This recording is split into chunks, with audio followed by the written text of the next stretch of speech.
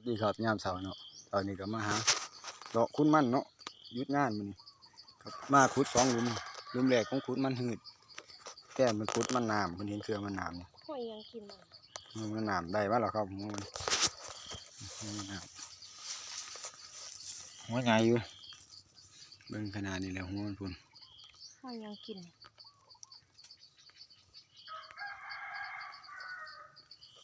หอยยังตื่นกินดี หัวใหญ่หลุมเดียวโลนึงแหละบ่นี่พี่น้อง ไม่รู้ว่า ประมาณบ่ฮอดเมตรดอก80-90 เซนหัวหนึงไปหลุมนี้ก็ผมล่ะ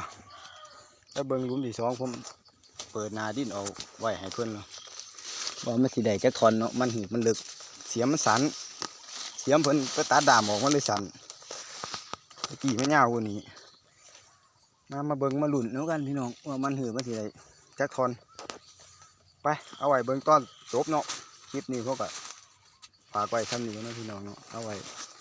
เดี๋ยวตอนจบผมสิสรุปผลงานให้เบิ่งว่ามันได้หลายปานใดประมาณใด เพื่อนต้องไปเอาหมอแบตมาเลย คลิปนี้ไว้เท่านี้เนาะพี่น้องเนาะสวัสดีครับ เพราะเนี่ย